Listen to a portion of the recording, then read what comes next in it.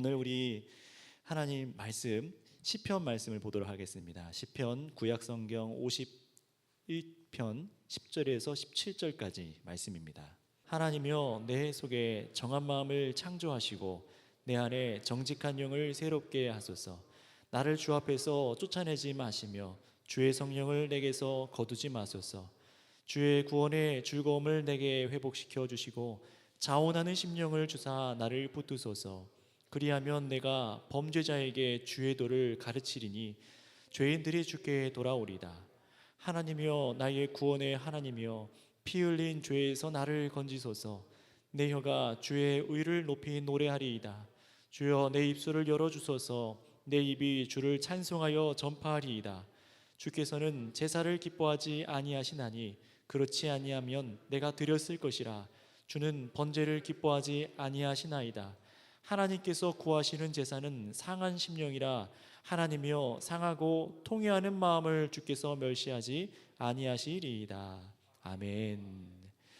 오늘은 금방 전에 우리가 같이 얘기했던 것처럼 괜찮은 척 하지 맙시다 라는 제목으로 오늘 좀 설교를 나누려고 합니다. 우리가 살면서 참 크고 많은 죄를 우리는 짓습니다. 저 역시도 마찬가지고 이 자리에 또 단언컨대 인류 처음부터 이 역사가 마칠 때까지 죄를 짓지 않는 사람은 없을 거예요. 모든 사람이 크고 작은 죄를 짓고 살아가는 것이 사실이고요. 그러다 보니까 여러 가지 문제가 저와 여러분들 속의 삶 속에서 일어나요. 우리 사람 속에서부터 죄는 역사에서 우리의 생각과 마음을 사로잡기 시작합니다.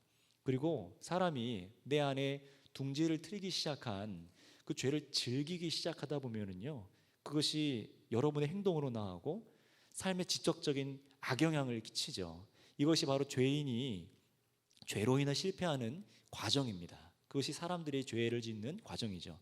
자, 그렇다면 여러분들께 한번 이 질문을 드리면서 시작을 해볼게요. 그렇다면 여러분들은 죄로 인해서 실패할 때에 어떻게 대처하십니까? 죄를 안 짓는 분이 없다고 했잖아요. 그럼 여러분들 다 죄를 짓는 거 맞으시죠? 그럼 그럴 때 죄로 인해 실패할 때 여러분 어떻게 대처하십니까? 이것이 굉장히 중요한 질문인 것 같아요. 그것이 크든지 작든지 죄로 인해 나타내는 실패들 속에서 우리의 태도는 과연 어떠한가? 생각이든 행동이든 말이든 어떤 것들이 있잖아요. 특히 죄를 지은 후에 우리가 이 감정 처리하는 것, 죄책감이라고 하죠. 이 죄에 대해 감정을 처리하는 방법이 어떤지를 오늘 조금 깊이 있게 얘기해 보려고 해요. 왜냐하면 이 반복되는 죄로 인해 실패들이 계속해서 쌓이게 되면요, 사람은요 정말 무엇이 괜찮은지 아니면 괜찮지 않은지 이 상태를 분간하지 못할 정도로 망가지는 걸 볼 수 있어요. 그래서 이 죄에 대해서 실패하는 것을 해결하는데 해결하는 방향으로, 제대로 된 방향으로 나아가야 되는데 이것을 이게 괜찮은 건지 아니면 괜찮지 않은 건지 이것마저도 죄책감에 대해서 잘못 처리하기 쉽기 때문에 우리는 바로 이 부분을 좀 해결할 필요가 있습니다. 왜냐하면 이 죄책감, 이 죄의 문제를 그대로 내버려 두면요 가장 큰 문제가 생겨요. 뭘까요? 하나님과의 관계의 문제가 생깁니다. 하나님과 단절되는 것이 가장 두려운 것 아닌가요? 자, 그렇다면 죄로 인해서 실패하고 전혀 괜찮지 않은 방향으로 이 문제를 해결하는 사람들의 유형을 조금 몇 가지 제가 오늘 말씀을 드릴게요. 자, 먼저는요, 죄를 지어놓고도 전혀 아무렇지 않은 사람입니다. 전혀 괴로움이 없어요. 마음에 죄책감이 없다는 거죠. 태어나서 죄를 짓고도 이것에 대해서 아파하는 사람이 아파하지 않습니다. 모든 것이 자신의 중심으로 사고하기 때문에, 내가 기준이 되기 때문에 별로 죄책감을 느끼지 않아요. 그래서 스스로 문제가 없다, 나는 괜찮다라고 생각을 합니다. 누가 봐도 이 사람 이상한데, 이상이 있는데 스스로는 괜찮다는 거예요. 자, 두 번째 유형은요, 죄를 짓고 나서 이 죄책감에 막 괴로워합니다. 그런데 자책을 하기도 해요. 하지만 죄로 인해서 자신을 자책하며 이 감정과 문제를 해결하는 여러 방법을 이제 시도하기 시작해요. 어떻게 합니까? 이제 명상을 한다던가, 아니면은 이 상황은 내가 어쩔 수 없어서 죄를 질 수밖에 없었지, 그러니 이건 별로 큰 죄가 아니야 라고 스스로를 이렇게 다독인다던가, 아니면은 책을 읽거나 명상을 하는 것뿐만 아니라 이제 취미생활로 얼른 이 생각을 떨쳐버리는 거예요. 운동을 하던 게임을 하던 아니면 가서 축구를 하던 등산을 하던 수영을 하던, 요새는 많이 못하니까 집에서 영화를 막 드라마를 몇 편씩 몰려서 보던 얼른 생각을 떨쳐버리는 거예요. 왜냐하면 죄책감을 그대로 두면 괴로우니까요. 아프잖아요. 또는 어떻게 합니까? 술과 이성과 같은 오락으로, 이 쾌락으로 나의 죄책감을 빨리 지워버리기도 합니다. 자, 좀 더 나아간 세 번째 유형이 있어요. 자신이 한 행동이 죄인 걸 알고 자책을 하다가도요, 이 사람은요 자기를 포기해버리는 사람이에요. 어떻게 포기하냐? 나는 원래 이런 사람이야 라며 탈선해서 아예 죄책감을 떨쳐라기보다 자신 스스로를 짓누르게 해서 반복해서 죄를 계속 짓고, 죄를 즐기면서도 또 아파하고, 짓고 또 아파하고, 책망하고 또 아파하고, 자기를 포기하는 유형이 세 번째 사람입니다. 자, 또 다른 유형이 있을까요? 한 가지만 더 얘기해 보면요, 종교적으로 자신의 죄를 해결해 보려는 사람들이 있어요. 죄를 저지르고 자신이 믿는 종교에 가서 기대해서 죄책감을 해결해 보려고 하는 사람들이에요. 자, 문제는 뭐냐면요, 오늘날 교회 다니는 사람들 중에도 죄책감을 해결하는 정도로 믿음을 이용하는 사람들이 있다는 것이 문제입니다. 예를 들면요, 돈을 불법적으로 이제 벌어요. 아니면은 사람을 막 미워합니다. 아니면 음란물에 막 젖어 살아서 마음속에 수도 없이 간음을 저지르고, 또는 성적인 부도덕한 죄를 계속해서 반복해서 짓는 거예요. 아니면 쾌락에 사로잡혀서 몸과 마음을 더럽히는 행동을 했다고 여러분들 한번 생각해 보세요. 여러분이 그런 것이 아니라 그렇게 했다고 한번 생각을 해보세요. 그리스도인들이. 자, 그런데 그리스도인들이 이런 죄를 저질렀다면요, 사실 이게 죄인 걸 알고도 지었을 확률이 굉장히 높습니다. 그렇지 않겠습니까? 누가 봐도 그리스도인들은요, 이건 죄인 걸 알아요. 그런데 이런 죄를 졌다는 것은요, 이게 죄인 것을 알고도 졌다는 거예요. 모르고 진 게 아니에요. 그리고 나서 몰려오는 죄책감은요, 세상 사람들보다 훨씬 커요. 하지만 놀랍게도요, 우리 그리스도인들은요, 죄책감에 쉽게 무뎌지기도 하는 함정도 잘 빠집니다. 누구보다도 죄에 대해서 두렵고 무서운 감정들을 느끼는 것이 그리스도인이기도 한데, 이런 감정을 가장 빨리 해소할 수 있는 방법을 아는 것도 그리스도인들이에요.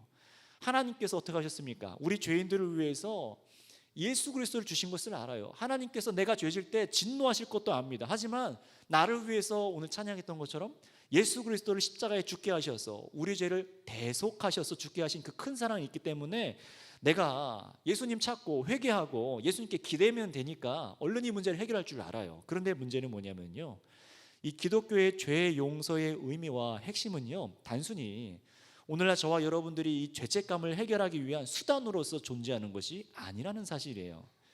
하지만 많은 그리스도인들이 생각보다 한 주간 살면서 범죄한 것을 가지고 이 주일날 나와서 또 기도하죠. 막 회개합니다. 내가 죄인으로 살았습니다. 그런데 어떡하죠? 또 똑같은 죄를 한 주간 짓고 또 와서 내가 죄를 저질렀습니다. 또 한 주간 똑같은 죄를 짓고 또 와서 내가 죄인이었네요. 계속 반복해요. 계속해서 죄를 되풀이하고 또 잊을만 하면 똑같은 죄를 짓고, 아니 죄는 더 잘하죠. 죄는 더 잘해서 큰 죄를 지어도 변하지를 않는 거예요. 뭐만 해결하고 가는 거죠? 죄책감만 해결하고 가는 거예요. 예배 나와서 기도하고 울고, 너무한 말일까요? 죄책감만 해결하고 갑니다.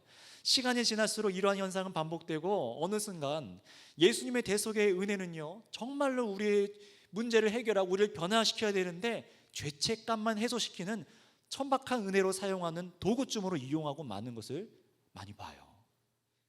왜 아냐고요? 제가 그래봤기 때문에 압니다. 여러분들도 어느 정도 감을 아실 거예요. 우리가 많이 이것을 이용해요. 어떻게 이런 것이 가능할까요? 여러분들은 어떤 이유들이 떠오르십니까? 어떻게 사람들이 하나님의 은혜를 가지고 죄책감만 해결하고 또 똑같은 죄를 짓고 삶이 전혀 변하지 않고 죄책감만 해결하고 가는 걸까요?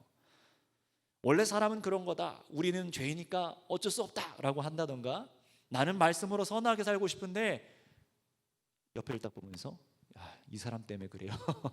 저 사람 때문에 그래요. 저 사람이 잘못했으니까 환경을 탓하면서 막 마음에 내가 저 사람 때문에 죄를 짓지요 라고, 그런 마음이 혹시 떠오르십니까? 아니면은 성경 말씀을 좀 많이 아시는 분들은 성경을 인용해서 우리는 육체의 죄에 이용당하기 쉽기 때문에 어쩔 수가 없습니다, 또 이렇게 합니다. 우리가 죽기 전까지는, 무덤에 묻히기 전까지는 계속해서 죄를 지을 거고 회개해야 되는 것은 당연한 것이기 때문에 이런 일들은 이상한 게 아닙니다 라고 말하고 싶은 분도 계실 거예요. 자, 그런데 성경은요, 한번 잘 들어보시겠어요? 성경은요, 분명히 우리의 의가 바리새인이나 서기관들의 의보다 더 낫지 않으면은 단연코 천국에 들어갈 수가 없다라고 말씀하고 있어요. 못 들어갈 걸이 아니라 못 들어간대요. 게다가 하나님께서는요, 내가 거룩하니 너희도 거룩하라 라고 말씀합니다. 거룩하게 여겨줄게만이 아니라 거룩하게 살래요. 신약 말씀에서는 우리의 몸과 마음이, 우리의 삶이 어떻게 된답니까? 예수님께서 이 땅에 다시 재림하시는 그때까지 우리의 몸과 마음이 흠없이 보존되기를 원합니다 라고 바울이 그렇게까지 얘기를 해요. 이 말은요, 정말 우리가 깨끗한 마음과 깨끗한 몸으로 살아가라는 거예요. 또 예수님은 뭐라고 가르치셨습니까? 범죄한 손을 잘라버리고 범죄한 눈을 빼버리고 하는 것이, 범죄한 두 손을 갖고 두 눈 멀쩡히 지옥불에 떨어지는 것보다 낫다라고 말씀하셨어요. 이거는 정말 손과 눈을 뽑아버리라는 게 아니라 범죄하지 말라는 거예요. 그만큼 무섭다는 거예요. 죄의 결과가 그만큼 참혹하다는 겁니다. 물론 성경은 어디에서도 우리가 예수님 믿으면은 예수님처럼 완전 무결한 사람이 되고 죄짓지 않습니다라고 말하진 않습니다. 죄를 범해요.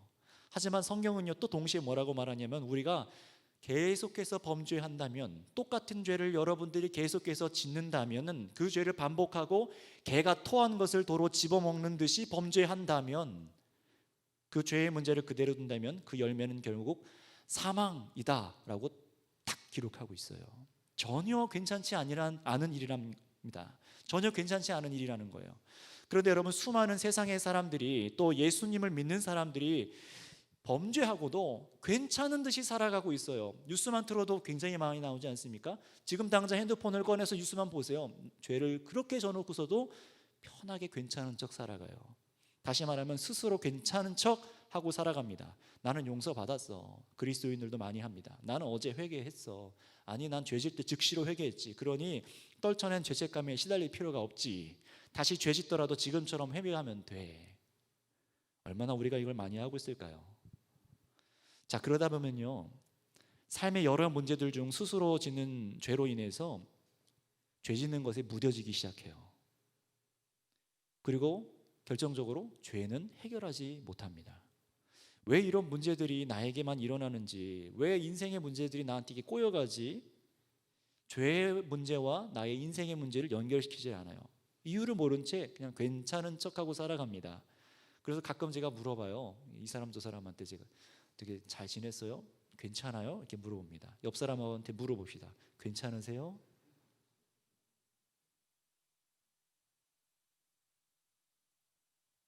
자, 여러분 정말 괜찮으십니까?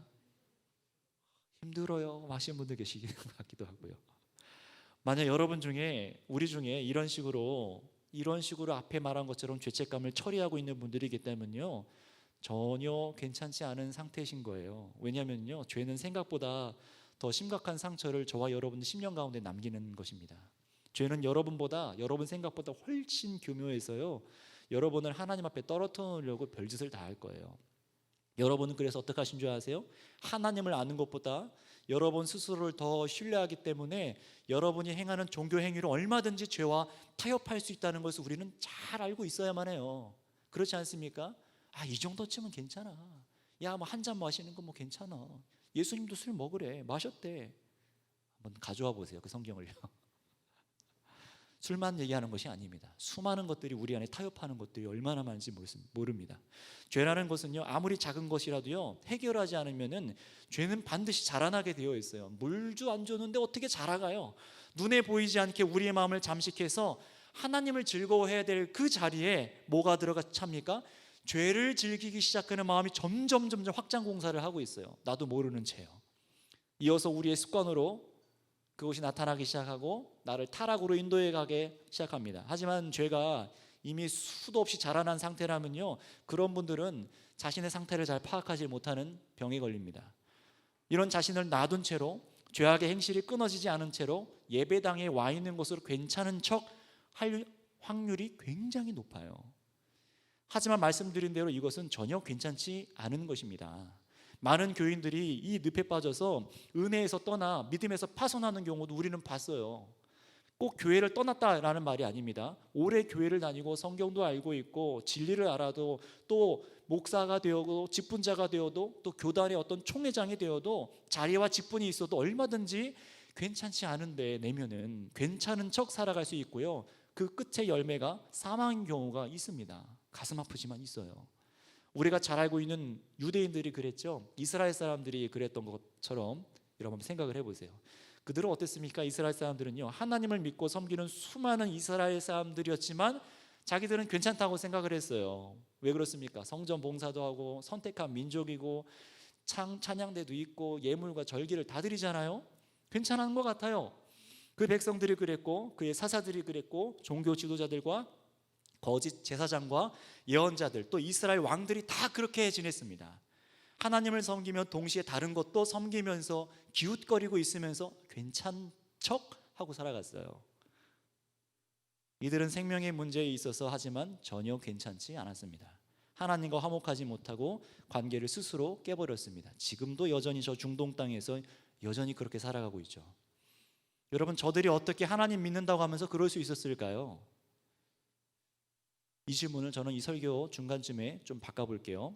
아니, 어떻게 저럴 수 있어? 저 사람 어떻게 저럴 수 있어? 라는 이 질문은 나만 쏙 빼고 다른 사람에게 적용할 확률이 좀 높으시기 때문에 우리의 죄악의 특성상 사람들은요, 부정한 것을 말하면 꼭 나는 아니고 다른 사람부터 떠오릅니다.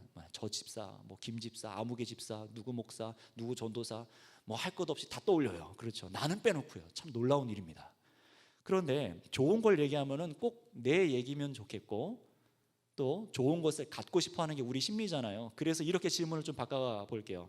어떻게 하면은 겉으로만이 아니라 정말 괜찮은 사람이 될 수 있을까요? 한번 따라하겠습니다. 어떻게 하면은 정말 괜찮은 사람이 될 수 있을까요? 예, 앞에 정말에다가 정말을 끌어주셔야 됩니다. 정말 괜찮은 사람이요. 겉으로만이 아니라요.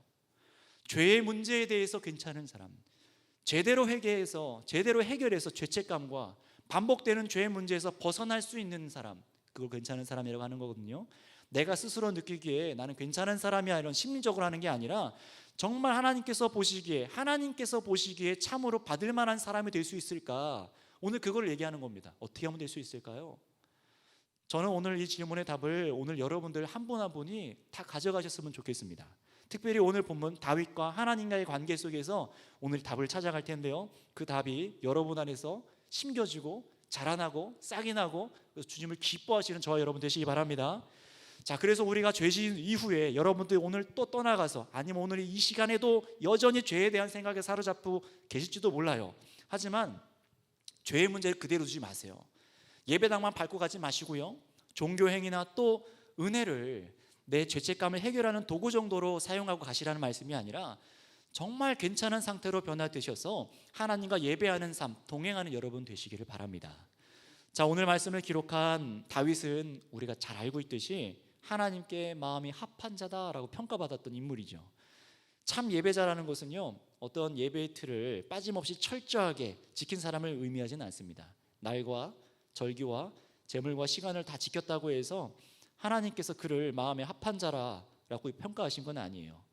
자, 물론 이 구약 시대에는요, 우리가 생각하지 못하는 예배를 드렸죠. 예배와 제사는 다른 거지만 그들은 제사를 드렸어요. 어떻게 했습니까? 동물을 각을 뜨고 기름과 살을 분리하고 내장과 똥을 분리하고 피를 문설주에 바르고 뿌리고 태우고, 이 보통 일이 아닌 거예요.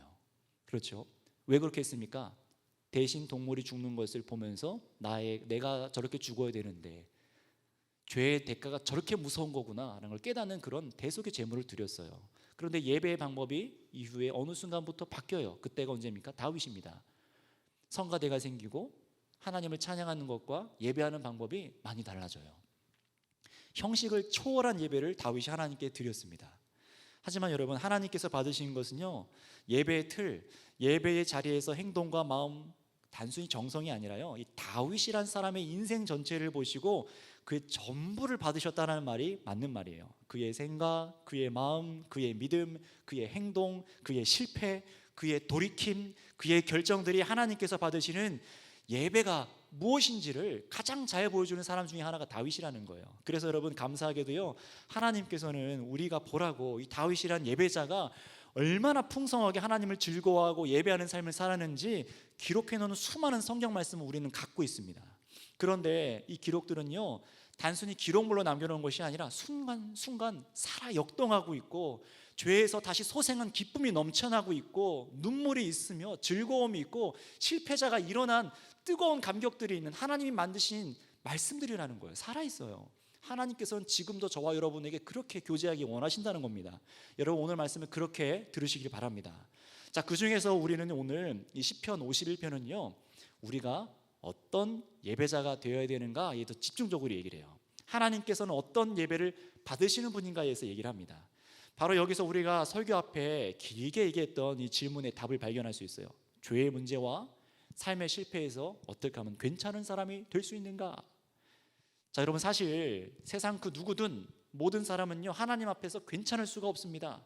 하나님의 의와 영광에 도달할 사람이 아무도 없기 때문이죠. 그러니 지금 말하는 이 괜찮은 사람이란 말은요 이제 이렇게 이해하고 들으셔야 돼요. 잘 들으시기 바랍니다. 하나님께서 괜찮지 않은 사람들에게 은혜를 주세요. 그리고 은혜 입은 사람이 자격이 없지만 그 은혜 때문에 죄 용서를 받습니다. 그리고 하나님께 나아와서 동행하고 하나님을 사랑하고 하나님의 뜻과 말씀에 순종해서 살아가는 삶을 괜찮은 삶이라고 말하는 거예요. 좀 길죠. 그래서 그 사람의 삶을 예배로 받으시면서 괜찮은 사람으로 여겨주시는 거예요. 자, 그렇다면 오늘 본문에서 말하는 이제 핵심을 얘기 드리겠습니다. 하나님께서 받으시는 예배는 무엇일까요? 17절 말씀을 읽겠습니다. 함께 다 같이 중요한 말씀이니까 같이 읽겠습니다. 시작.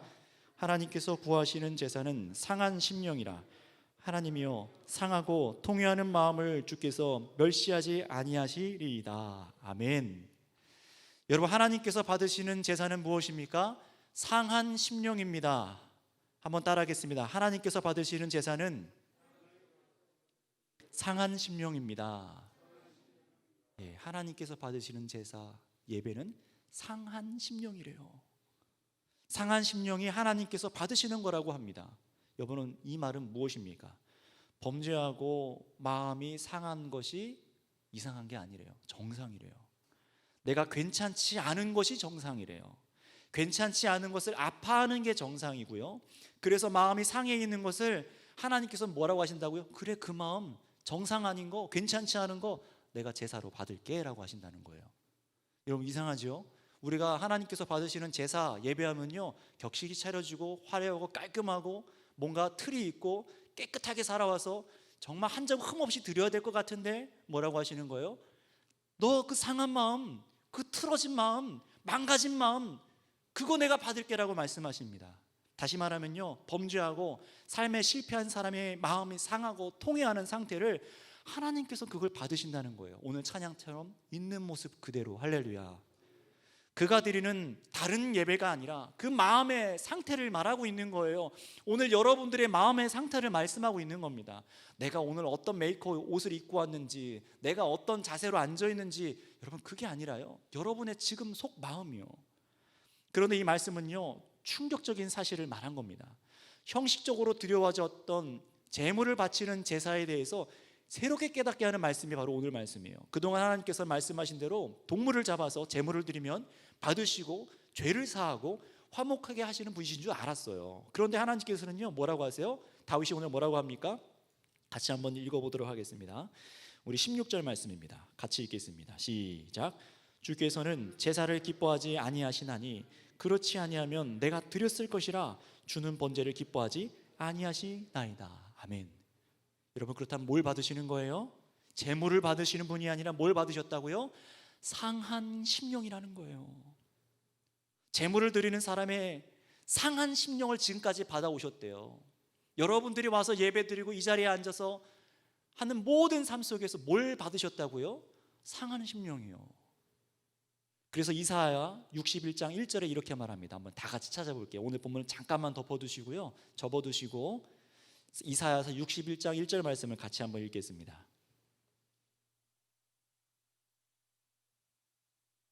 함께 읽겠습니다. 이사야서 61장 1절 말씀입니다. 같이 읽습니다. 시작. 주 여호와의 영이 내게 내리셨으니 이는 여호와께서 내게 기름을 부으사 가난한 자에게 아름다운 소식을 전하게 하려 하심이라. 나를 보내사 마음이 상한 자를 고치며 포로된 자에게 자유를, 갇힌 자에게 노임을 선포하며. 아멘. 자 보세요. 가난한 자가 누굽니까? 마음이 상한 자죠. 아름다운 소식이 들려지는데 무엇이 된다고요? 그들의 상한 마음을 고쳐주신답니다. 할렐루야. 하나님의 성품과 비전이 드러나는 말씀이기도 한데요. 하지만 바로 이런 사람, 마음이 상한 사람, 가난한 사람이야말로 하나님의 구원의 은혜가 뭔지를 아는 사람이죠. 하나님의 구원의 은혜가 뭔지를 알기 때문에 너무 갈급해요. 그래서 오늘 다시 돌아오셨어요. 본문 시편의 다윗은요, 자신의 마음이 어떻게 되기를 간구하고 있는지 한번 우리 10절 말씀, 시편 51편 10절 말씀을 다 같이 한 목소리를 읽어보도록 하겠습니다. 시작. 하나님이여, 내 속에 정한 마음을 창조하시고 내 안에 정직한 영을 새롭게 하옵소서. 아멘. 누구에게요? 저 사람 말고요, 나요. 내 속에 정한 마음을 창조하여 주시고, 창조한다는 것은 뭐예요? 새롭게 만들어진다는 거예요. 없던 것이 생겨난다는 거예요. 정직한 영으로 나를 새롭게 해주세요라고 얘기합니다. 여러분, 왜 이런 고백을 다윗이 할까요? 듣기 좋은 기도문으로 썼을까요? 대표 기도하려고 이렇게 만들어 봤을까요? 아니죠. 그저 적어놓고 아름다운 말을 붙여서 말하는 형식적인 기도문이 아닙니다. 기도하는 그 자리에서만 그런 사람으로 하나님 앞에, 남들 앞에 비춰지기 위해서 이렇게 말한 것이 아니에요. 다윗이 이 고백을 한 이유는요, 자신의 마음이 정말로 정직하지 못하고 정말로 깨끗하지 못하다는 것을 마음으로부터 깨닫고 너무 그게 아픈 거예요. 진짜 아파하는 겁니다. 인생에 여러분 이런 적이 있으신가요? 여러분, 그렇다면 상한 심령이 된다는 것은 어떤 것일까요? 내 죄가 얼마나 끔찍하고 비참한 죄인인지를 아는 것이 상한 심령이에요. 정말 그런지 시편 51편 3절에서 4절 말씀을 한번 찾아서 읽겠습니다. 3절과 4절입니다. 시작. 무릇 나는 내 죄가를 아오니 내 죄가 항상 내 앞에 있나이다. 내가 주께만 범죄하여 주의 목전에 악을 행하였사오니 주께서 말씀하실 때에 의로우시다 하고 주께서 심판하실 때에 순전하시다 하리이다. 아멘. 자, 보세요. 3절에 무릇 나는 내 죄과를 아오니, 죄의 대가를 안대요. 그런데 또 뭐라고 하죠? 내 죄가 항상 어디 있다고요? 항상 내 앞에 있대요. 여러분, 우리는 죄를 빨리 피해버리잖아요. 괜찮은 척 살아가잖아요. 그런 다윗이 뭐라고 했다고요? 항상 내 앞에 죄가 있대요.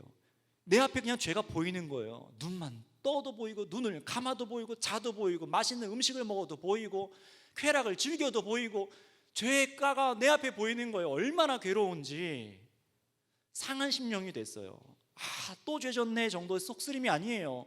다윗이 고백하는 것처럼 지금 자신이 얼마나 하나님 앞에 더러운 죄인지를 깨닫고 지금 아파하는 겁니다.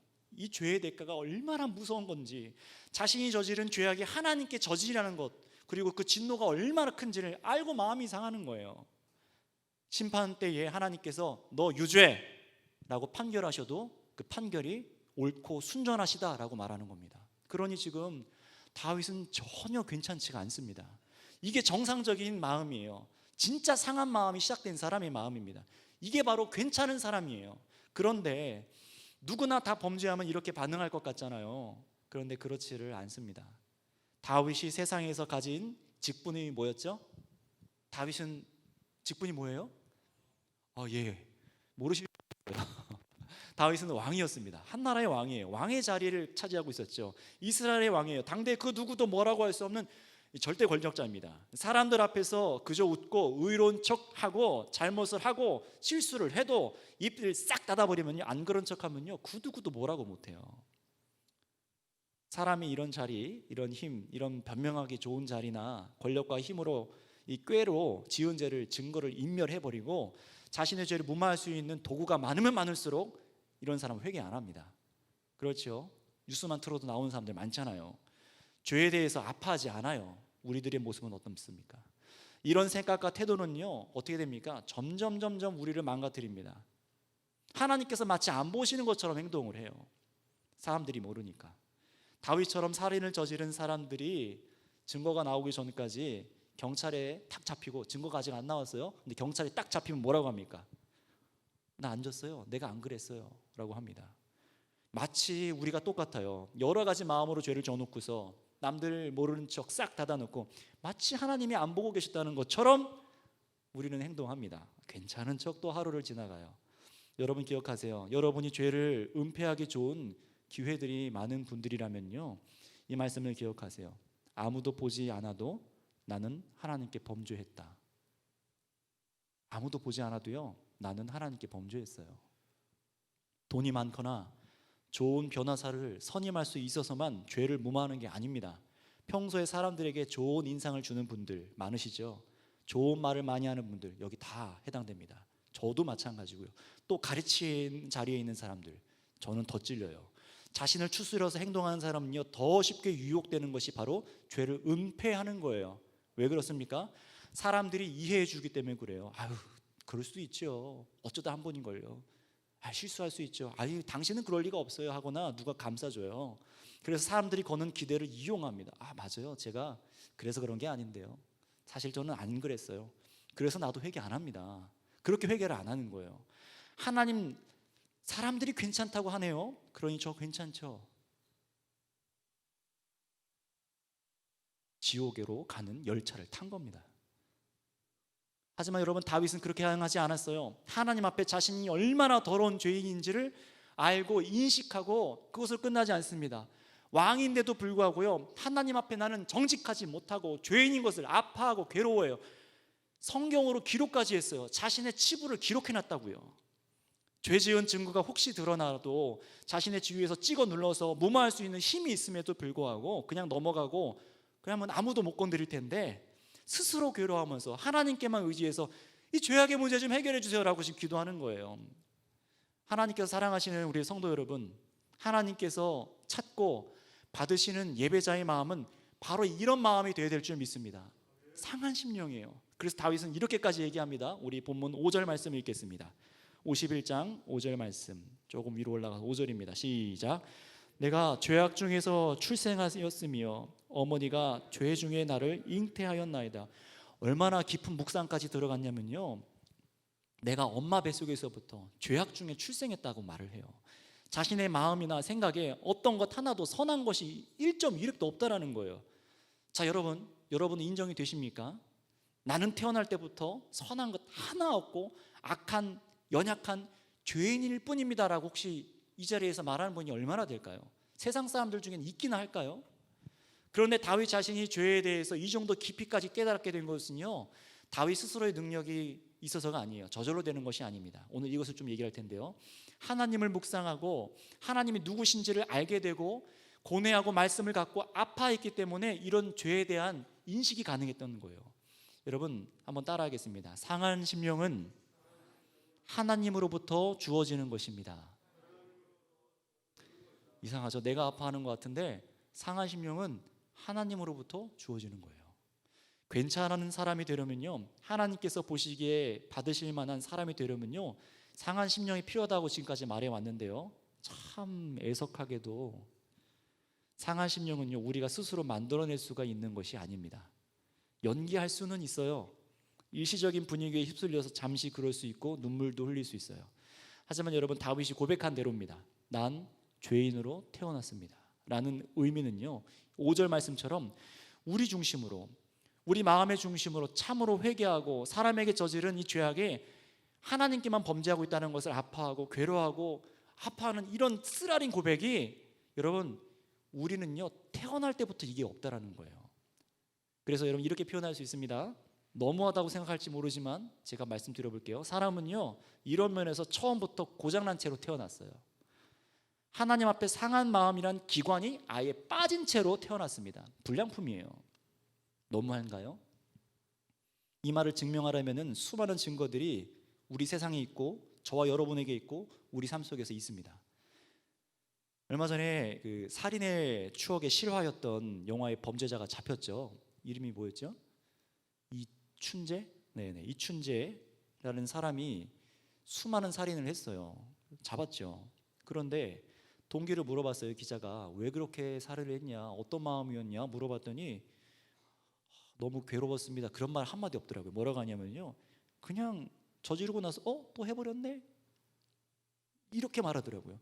또 했네, 정신 차려보고 나면 그냥 숨 쉬듯이 했네요, 이렇게 끝나더라고요. 죄책감이 일말도 없어요. 이상하죠? 뭔가 빠진 것 같아요. 처음부터 불량품인 것 같아요. 그 사람만 그럴까요? 극단적인 얘기라서 동감을 못하는 분들이 계신 것 같아서 여러분, 한번 세상 사람들 한번 떠올려 볼게요. 세상에 죄를 짓고 살아가는 사람들의 반응을 한번 보세요.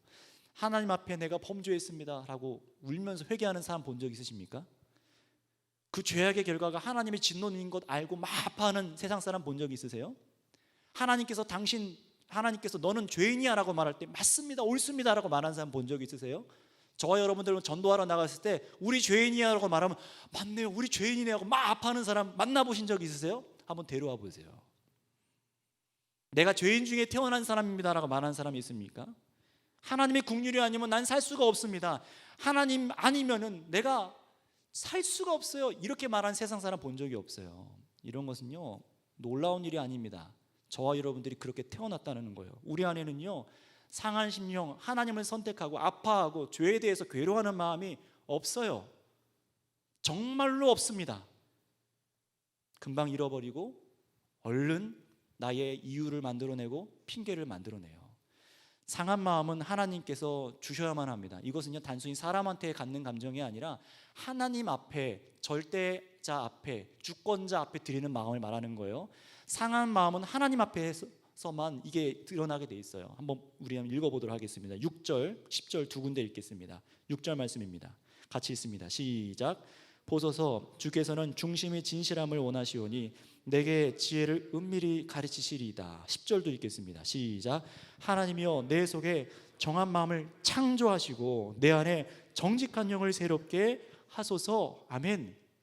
내 속에 정한 마음, 정직한 영을 새롭게 하셔야만, 하나님께서 저와 여러분들 마음속에 그 마음을 새롭게 만져주셔야만 우리는 상한 심령으로 비로소 하나님 앞에 긍휼을 구하기 시작한다는 거예요. 여러분, 이 말씀 믿으시길 바랍니다.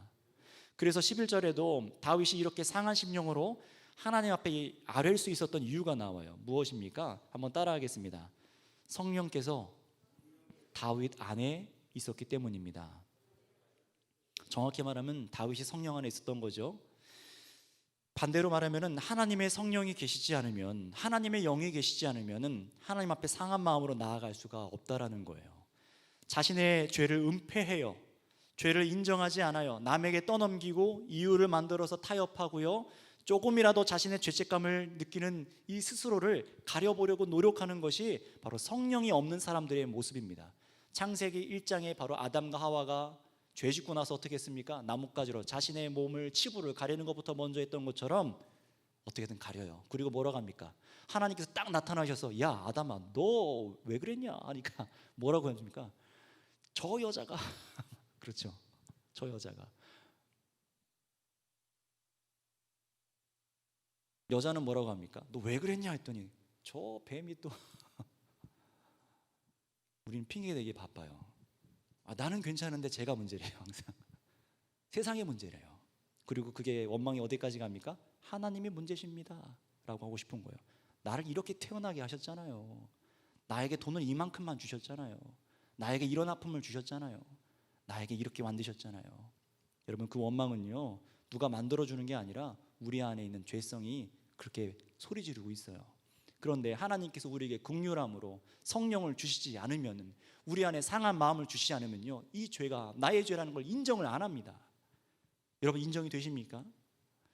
그래서 다윗은요, 이 성령을 떠나가게 하지 말아달라고 그렇게 간곡히 구하는 거예요. 성령이 계시지 않으면 내가 하나님 앞에 내가 정말 죄인인 걸 깨닫지 못하기 때문에 그래요. 그런데 반대로 생각해 보세요. 성령이 계시면요, 자신의 죄가 다 드러나요. 이상하죠? 성령이 계시면 자신의 죄를 다 고백하게 되거든요. 그래서 아프고 깨달아져서 막 너무 고통스럽고 도망도 갈 수 없을 텐데 성령님 떠나가지 말아달래요. 제발 걷어가지 말아달래요. 나의 마음을 더욱 정직하게 해주셔서 토해내게 해달라고 하는 겁니다. 내가 괜찮지 않은 것을 알게 하시고 말하게 하시고 자원해서 말하게 하시고 다른 사람에게도 다윗 자신의 죄를 숨기지 않고 하나님의 긍휼을 말하게 해달라고 간구하는 겁니다. 그래서 다윗은요, 자신과 같은 범죄자들에게 오늘 우리와 같은 이 상한 심령을 받으시는 하나님 앞에 나아가는 것만이 저와 여러분들이 사는 길인 것을 가르치고 있는 거예요. 우리 13절 말씀 읽겠습니다. 시작. 그리하면 내가 범죄자에게 주의 도를 가르치리니 죄인들이 주께 돌아오리이다. 왜 다윗이 이 말을 그렇게 길게 했을까요? 저와 여러분들이 돌아가기 원해서요. 자, 그런데 누가 돌아간다고요? 13절 누가 돌아갑니까? 범죄자들입니다. 범죄자들만 하나님께 돌아갈 수 있어요. 그러면 여러분 한번 생각해 보셔야겠죠. 여러분 범죄자십니까? 옆 사람한테 또 물어보세요. 뭔 죄 졌어? 이렇게 물어보세요. 범죄자만 돌아갈 수 있대요. 그걸 위해서 다윗이 이렇게 기록했대요. 혹시 이 중에서 나는 아닌데 괜찮은데 라고 또 그렇게 앉아 있는 분 계신가요? 설교를 마무리하겠습니다. 여러분, 하나님께 왜 나오셨나요? 왜 하나님께 나오십니까? 왜 예배한다고 하고 왜 예수 그리스도를 믿으십니까? 왜 십자가에 죽으신 그분을 왜 믿으십니까? 그분과 왜 동행하려고 애를 쓰고 계시나요? 오늘날 사람들이 아름답고 고상하게 예수님을 믿으려고 합니다. 문화나 가풍으로 종교를 선택해서 기독교를 택해서 복받고 아름다운 예배와 그럴싸해 보이는 경건 생활을 하며 만족하려고 해요. 거기에 세상에서 풀리는 복을 원해서 성경 조문을 지켜보려고도 합니다.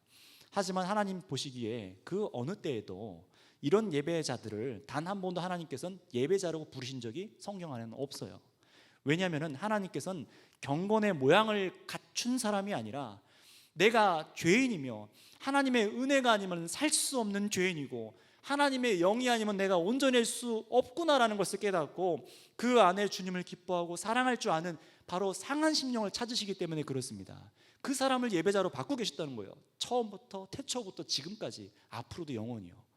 예수님을 보내신 이유도 병자를 고치기 위해서 오셨다고 하셨어요. 범죄자들을 위해 오셨다고 하셨습니다. 혹시 이 중에서 범죄자 아니신 분들은 죄송하지만 빨리 나가주세요. 필요가 없으세요. 들을 필요가 없으십니다.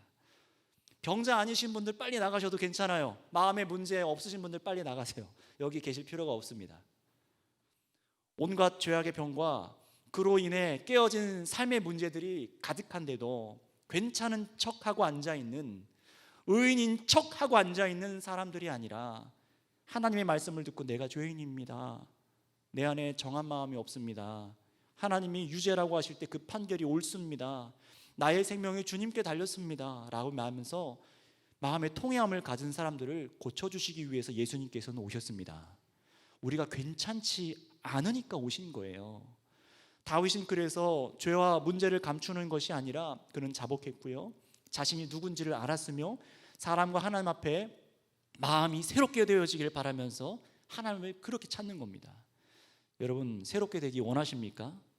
정말로 원하세요? 원치 않으면 이 자리에 있을 이유가 없습니다. 괜찮은 척이 아니라 정말 괜찮아지길 원해서 이 자리에 나와야 돼요. 상한 심령을 들고 나오셔야 돼요. 괜찮지 않은 마음을 갖고 나오셔야 된다고요. 집에 온통 문제들을 쌓아놓고 이 자리에서만 괜찮으면 뭐합니까? 목회자가 돼서 여기서는 괜찮은 척 설교하고 집안에 가서 자녀에게 손찌검하고 아내한테 학대하고 불법으로 생하고 살아간다면 수많은 문제들을 쌓아놓고 왔다면 괜찮은 척하면 뭐합니까? 집에 들어가면 또다시 음란물을 보고 여자를 볼 때마다 힐끗거리면서 쳐다보고 술과 마약에 중독되기를 찾고 얼마나 많습니까? 그런데 그 문제들은 다 한편에 놔두고요, 여기 와서 괜찮은 척 우리는 앉아 있어요. 여러분, 정말 괜찮을까요? 정말 괜찮아지기 원하십니까? 상한 심령을 구하고 그 상한 마음을 들고 하나님 앞에 나아오시기 바랍니다. 여러분, 그럴 때 하나님 어떻게 하실까요? 이놈아 하라고 하지 않으시고요, 여러분 바로 이런 사람을 예배자로 받으세요. 이것이 진짜 괜찮은 거예요. 괜찮아요. 가지고 나아오세요. 이런 삶을 살기 원하신다면요, 정말 괜찮은 삶, 상한 심령, 여러분의 상하고 망가져 있고 깨어져 있는 가정의 관계와 여러분의 나쁜 습관들과 그것들 갖고 나오는 것부터 하셔야지만 괜찮은 사람이 될 수가 있습니다. 그럴 때 놀랍게도 하나님께서는요, 여러분을 반겨 맞아주세요. 그래, 와라, 내가 바로 이 일을 위해서 내 아들을 보냈어 라고 말씀하십니다. 할렐루야. 하나님의 용서의 은혜를 베푸시기 원하는 분, 바로 이것이 하나님이세요. 하나님은 바로 이런 분들을 위해서 저와 여러분들을 사랑한다고 하시는 거예요. 하나님은 용서의 은혜를 베푸시기 원하시는 분인 것을 믿으시기 바랍니다.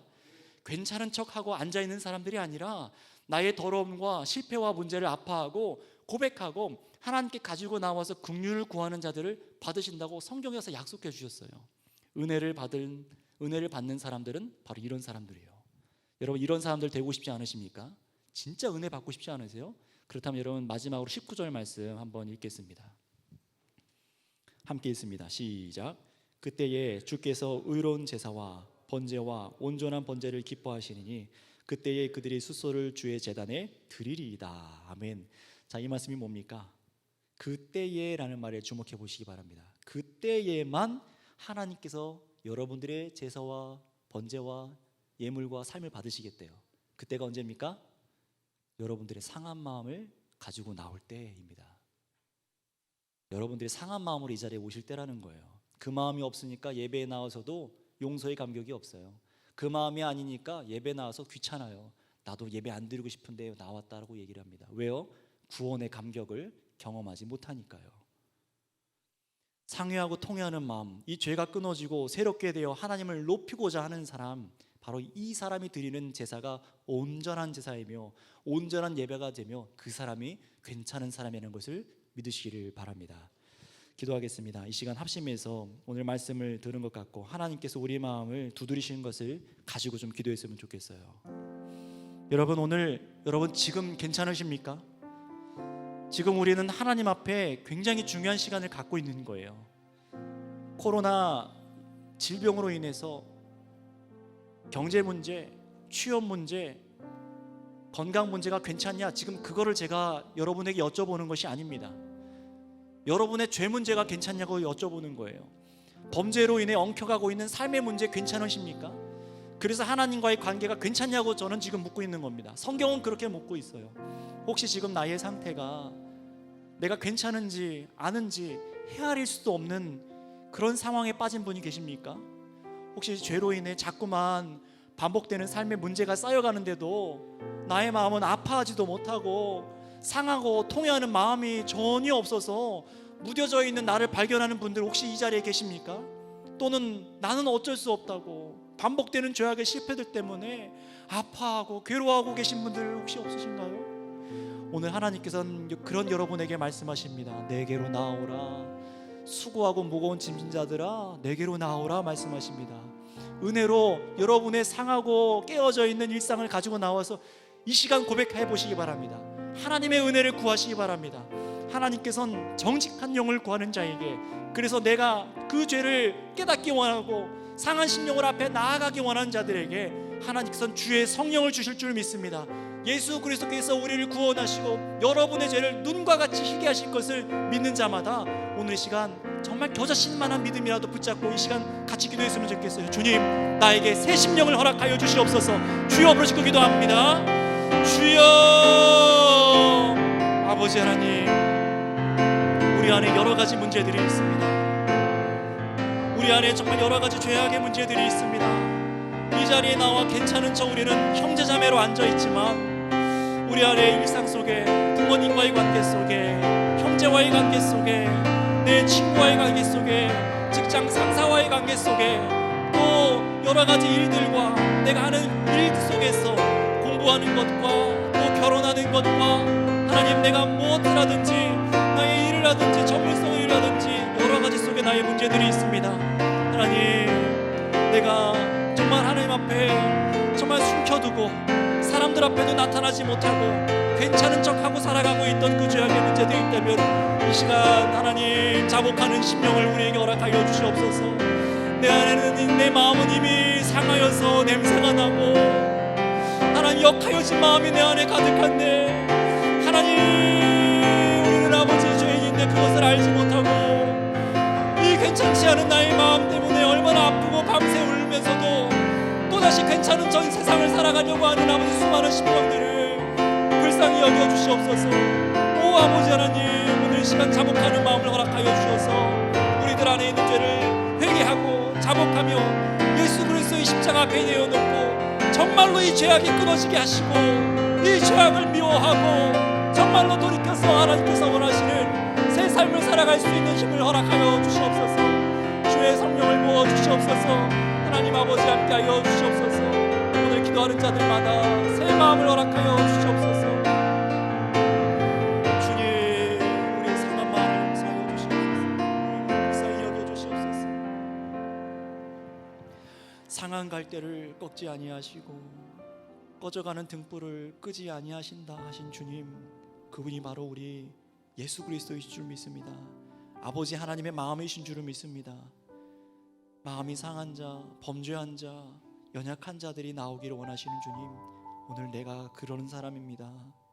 내 안에 얼마나 상하고 냄새나는 죄악이 가득한지 그것을 감추기 바쁜 이 세상 속에 살아가느라 하나님, 저 사람 앞에서 괜찮은 척하고 이 자리에 나와서 구역원들 앞에서도, 사랑하는 친구들 앞에서도, 목회자 앞에서도, 또 사랑하는 우리 청년들, 친구 형제자매들 앞에서도 괜찮은 척하고 살아갑니다. 가족과 일하는 사람들 관계 속에서도 내 속이 얼마나 망가져 있고 상해져 있는지를 말하지를 못하는 하나님, 안타까운 심령들이 있습니까? 하나님, 긍휼히 여겨 주셔서 상하고 통회하는 마음을 허락하여 주시고 주 앞에 나와 해결받게 하시고 죄악의 문제들을 아뢰게 하시고 해결되게 하여 주셔서 예수 그리스도의 보혈로 낫게 하시며 하나님, 새 삶을 허락하여 주시옵소서. 믿는 자들에게 그 길을 열어 주시옵소서. 그래서 하나님, 참으로 우리가 날마다 이 예배를 드리게 하여 주옵소서. 상회하고 통회하는 마음으로 나아갈 때 주님 우리를 받아 주시옵소서. 감사드리며 우리의 있는 모습 그대로를 받으시는 우리 사랑의 주 예수님의 이름으로 기도드렸습니다. 아멘.